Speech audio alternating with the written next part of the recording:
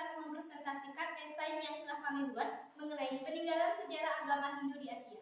Sebelum itu, kami awali dengan puji pengastuti Pengastungkari. Om Swastiastu. Perkenalkan, nama saya Nilo Ade Regita Cantika, nomor absen 30. Perkenalkan, nama saya Nira Dewiana Tanyasari, absen 26. Perkenalkan, nama saya Yuting Ragung Raja Paramata, nomor absen 7. Perkenalkan, nama saya Gusti Bagus Mahadinata, nomor absen 6. Untuk presentasi lebih lanjut, simak terus ya. Latar belakang dari pembuatan esai ini adalah agama Hindu pertama kali ditemukan di lembah Sungai Sindu. Sebelum dinamakan agama Hindu, namanya adalah Sanatana Dharma, yang artinya Dharma yang kekal abadi. Dengan berkembangnya agama Hindu dari India ke Asia memberikan beberapa peninggalan sejarah dan kebudayaan yang bercorak Hindu di Asia. Peninggalan sejarah adalah benda-benda sisa masa lampau yang mempunyai nilai sejarah dan masih ada hingga kini. Berbagai peninggalan sejarah banyak sekali jenisnya, tersebar di berbagai tempat di Asia. Dalam bahasa Indonesia, sejarah dapat diartikan sebagai kejadian dan peristiwa yang benar-benar telah terjadi pada masa lampau serta asal-usul silsilah terutama bagi raja-raja yang memerintah. Pembahasan yang pertama yaitu A. Peninggalan agama Hindu di Asia.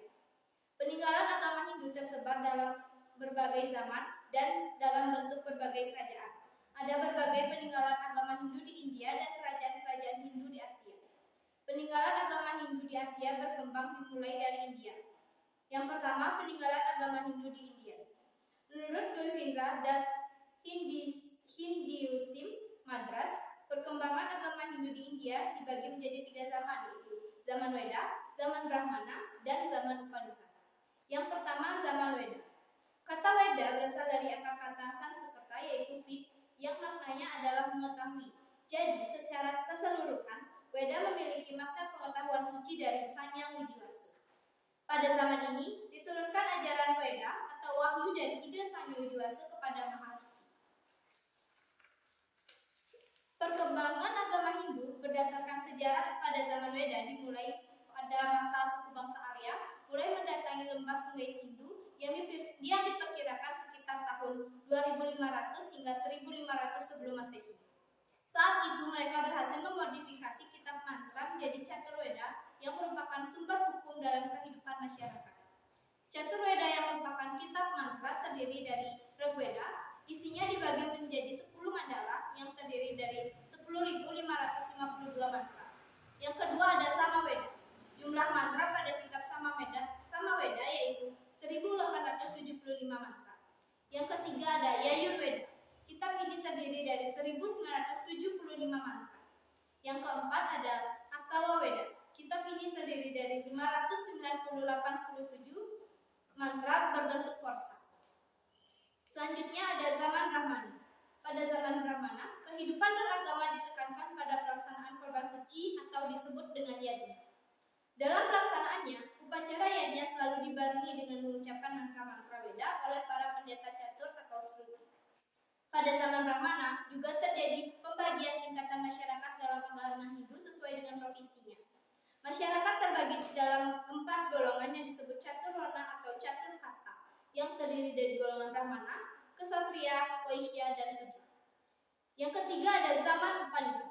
Upanishad berasal dari kata upa yang artinya dekat, ni yang artinya guru atau di bawah, dan sat yang artinya duduk. Jadi Upanishad memiliki arti duduk di dekat atau di bawah kaki guru untuk mendengarkan ajaran suci kerohanian. Pada zaman Upanishad ini merupakan reaksi terhadap yang terjadi pada zaman Brahmana. Zaman Upanishad ditandai dengan banyaknya filsuf yang lahir pada masa itu. Dan masyarakat mulai mendalami hakikat hidup yaitu karma atau perbuatanlah yang akan menyelamatkan diri manusia untuk mencapai kesempurnaan. Baik, selanjutnya akan dijelaskan oleh teman saya. Baik, selanjutnya saya akan melanjutkan presentasi dari teman saya mengenai B. Bukti sejarah peninggalan agama Hindu di Asia. Untuk memperkuat bukti bahwa adanya peninggalan sejarah agama Hindu, maka diperlukan bukti. Berikut bukti peninggalan sejarah agama Hindu. Bukti sejarah peninggalan agama Hindu di Asia berupa prasasti. Yang pertama, Prasasti Dunaharu. Prasasti Dunaharu adalah sebuah prasasti yang ditemukan di desa Dunaharu, Kecamatan Kupang Barat, Kota Kupang, Nusa Tenggara Timur, Indonesia. Prasasti ini diperkirakan berasal dari abad ke-14 Masehi. Prasasti Dunaharu ditulis dalam bahasa Sanskerta dengan aksara Pallawa. Isi Isi prasasti ini adalah tentang pemberian tanah oleh Raja Kerajaan Sunda, Sri Baduga Maharaja kepada seorang pendeta bernama Dangyang Nirata. Nomor 2, Prasasti Yupa. Prasasti Yupa berasal dari Kerajaan Kutai di wilayah Muara Kaman, Kabupaten Kutai, Kalimantan Timur, yang dibuat sekitar tahun 350 sampai 400 Masehi. Yupa adalah prasasti pertama yang pernah dibuat oleh Kerajaan Kutai, sekaligus menjadi bukti bahwa pernah ada kerajaan Hindu di Kalimantan. Nomor 3, Prasasti Ciaruteun. Prasasti Ciaruteun pertama kali ditemukan pada masa penjajahan Belanda, lebih tepatnya pada tahun 1863. Prasasti Ciaruteun terbuat dari batu berukuran 200 cm kali 150 cm.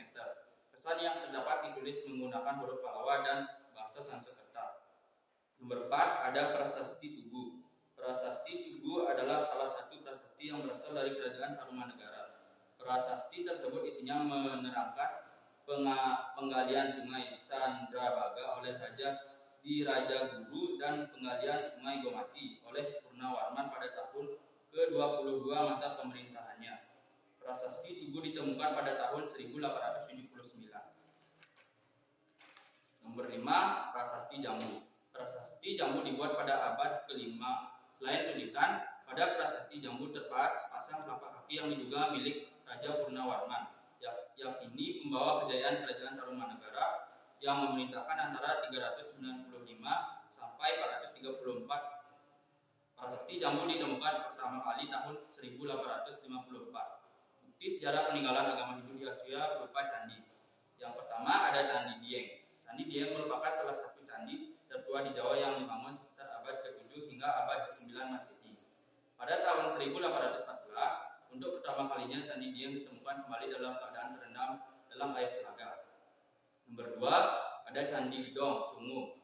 Candi ini ditemukan oleh Thomas Stanford Raffles pada tahun 1804 dan merupakan peninggalan budaya Hindu dari zaman bangsa Syailendra abad ke-9.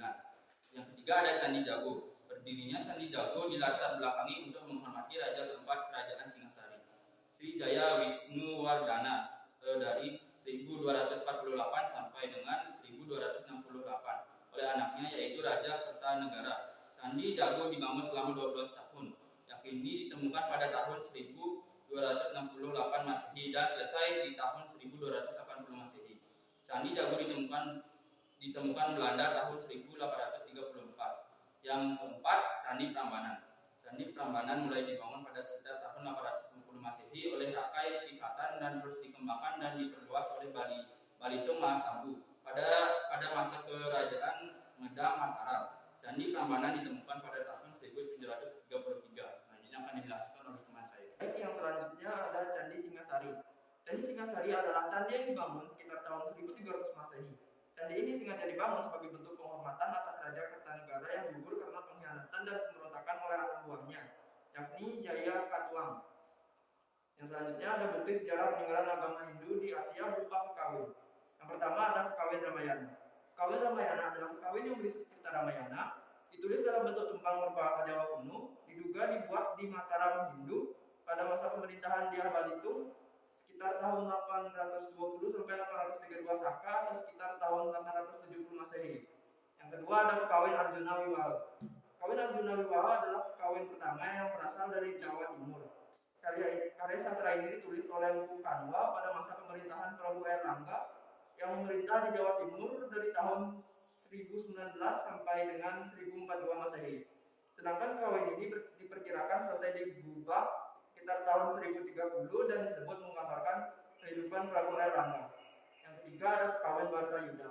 Kawin ini menceritakan peperangan antara kaum Korawa dan Pandawa yang disebut peperangan Bharatayuddha. Karya sastra ini ditulis ketika Samakuda Sudada Chandrama tahun 1079 Saka atau 1157 Masehi pada masa pemerintahan Prabu Jayabaya. Persisnya kawin ini selesai ditulis pada tanggal 6 November 1157. Kawin ini digubah oleh dua orang yaitu Empu Sedah dan Empu Pandulur. Yang selanjutnya ada nilai-nilai peninggalan sejarah Hindu di Asia. Adapun nilai-nilai yang terkandung di peninggalan sejarah agama Hindu sebagai berikut. Yang pertama, nilai religius.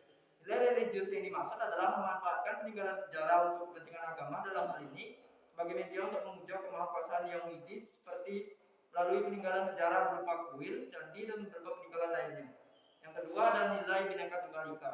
Peninggalan sejarah agama Hindu dalam karya sastra seperti pada kawin Sutta Soma yang menguraikan tentang sebuah kawin bahasa Jawa kuno. Kawin ini terkenal nilai ajarannya saat ini masih relevan untuk diterapkan. Setengah dari kekawin menjadi nasional Indonesia, yaitu Bhinneka Tunggal Ika. Sebagai masyarakat pelajar, Bhinneka Tunggal Ika diimplementasikan untuk mempertahankan budaya dengan cara untuk mengenal, menghargai, yaitu A. Menghargai adat budaya, B. Berperan aktif dalam melestarikan peninggalan Hindu, C. Tidak menonjolkan budaya, dan D. menjaga hubungan meskipun suku, agama, ras, dan budaya dengan orang lain. Yang ketiga, nilai kreatif. Nilai kreatif yang dimaksud adalah setiap orang berperan aktif dan memiliki kemampuan untuk merawat, menjaga, dan melestarikan peninggalan sejarah dengan cara A. Memanfaatkan peninggalan sejarah untuk kepentingan agama, B. Menjaga dan merawat untuk kepentingan sosial. Selanjutnya akan dijelaskan teman-teman. Baik, cara yang selanjutnya adalah dapat memanfaatkan untuk kepentingan pendidikan dalam pengembangan ilmu teknologi dan pengetahuan, berperan aktif untuk menjaga kebudayaan dan mempromosikan melalui pariwisata, membangun kesadaran dan tanggung jawab masyarakat dalam pengelolaan cagar budaya, dan menyelenggarakan promosi cagar budaya. Nah, yang kedua ada cara melestarikan peninggalan sejarah Hindu di Asia. Untuk menjaga dan melestarikan peninggalan sejarah Hindu di Asia dapat dilakukan dengan yang pertama yaitu upaya melestarikan. Upaya pelestarian peninggalan sejarah menjadi tanggung jawab semua pihak. Cara untuk menghargai peninggalan bersejarah agar tetap lestari antara lain. Yang pertama, memelihara peninggalan sejarah dengan sebaik-baiknya. Yang kedua, melestarikan peninggalan sejarah agar tidak rusak. Yang ketiga, tidak mencoret-coret benda peninggalan bersejarah. Yang keempat, menjaga kebersihan dan keutuhannya. Yang kelima, wajib menaati tata tertib yang ada di setiap tempat peninggalan bersejarah. Yang keenam, wajib menaati peraturan pemerintah dan tata tertib yang berlaku. Dan yang terakhir, menjaga kebersihan dan keindahan sebagai bentuk perlindungan terhadap peninggalan bersejarah. Nah, adapun contoh upaya melestarikan. Pelestarian berbagai peninggalan sejarah agama Hindu dapat dilakukan sesuai dengan bentuk dan jenis peninggalannya, yaitu sebagai berikut. Yang pertama, contoh bentuk peninggalan bangunan atau dalam bentuk fisik. Cara melestarikannya sebagai berikut. Menjaga kebersihan bangunan baik di dalam maupun di luar, menjaga dan merawat peninggalan berupa peralatan, menjaga dan merawat agar tidak rusak dari kerusakan-kerusakan karena alam atau taman manusia. Yang kedua, contoh cara melestarikan bentuk peninggalan berupa kesenian sebagai berikut. Ikut berperan aktif dalam kegiatan kesenian dimaksud menjadikan acara kebanggaan masyarakat setempat, ikut berperan aktif untuk ikut menjadikan ikon wisata, mempromosikan kesenian sebagai muatan lokal di sekolah, ikut mengadakan atau mengikuti festival atau lomba membina kelompok kesenian, dan mendokumentasikan kegiatan kesenian dalam bentuk buku atau rekaman. Nah, berdasarkan materi yang telah dipaparkan, maka dapat ditarik kesimpulan, yaitu perkembangan agama Hindu yang dimulai dari India menghasilkan berbagai peninggalan sejarah. Peninggalan-peninggalan sejarah agama Hindu tersebar di berbagai wilayah Asia. Seiring berkembangnya zaman dan semakin banyaknya kerajaan-kerajaan Hindu yang muncul, peninggalan sejarah agama Hindu pun semakin banyak. Bentuk-bentuk peninggalan sejarah berupa prasasti, candi, dan kitab yang masih hingga saat ini. Di dalam peninggalan-peninggalan sejarah terkandung berbagai nilai-nilai yang patut untuk diteladani pada zaman sekarang. Sebagai generasi muda, sepatutnya kita wajib untuk melestarikan peninggalan-peninggalan sejarah yang sudah ada agar tidak punah. Sekian pemaparan materi dari kelompok kami. Mohon maaf apabila ada kesalahan kata. Kami tutup dengan para Santi. Om Santi Santi Santi.